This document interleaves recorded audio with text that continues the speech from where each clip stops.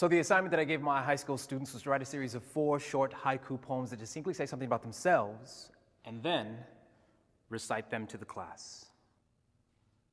These are the 4 poems that John recited that day.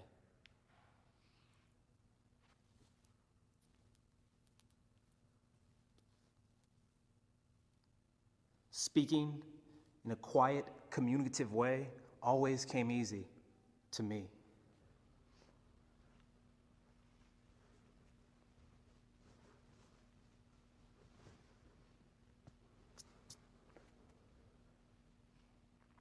Accident is equal to invention, but there's hope. I still practice accidents.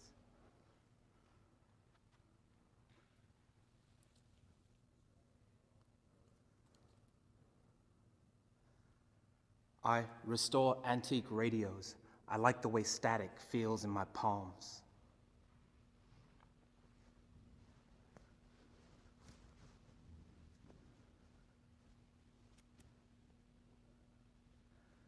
You cannot deny the lucid fact that silence must succumb to voice. And I have to let you know now, John, although you never uttered one word in class, you spoke volumes to me. And you taught me a lesson in humility that day, because I realized that day in my blind arrogance that I asked you to master my language without attempting to learn one word of yours. So starting today, I'll begin by learning the signs for what I feel are the most beautiful spoken words in existence. Words like moon, eclipse, grandfather, sunflower. And I realize now, John, that if I were ever to write you a poem, it would probably sound something like this to you. Mother was the moon, and father was the sun. The moon and sun that existed in a constant state of eclipse. So I learned to grow despite the darkness.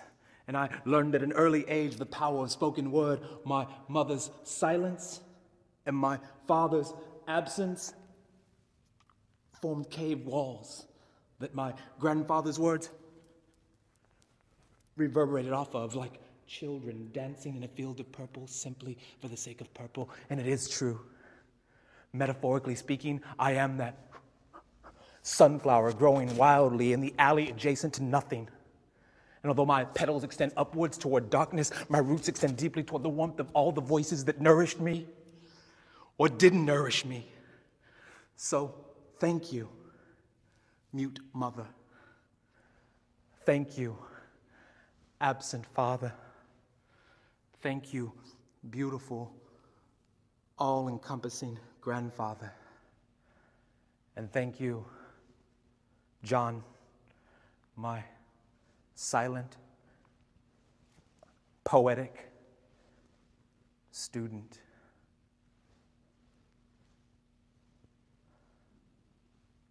For your words.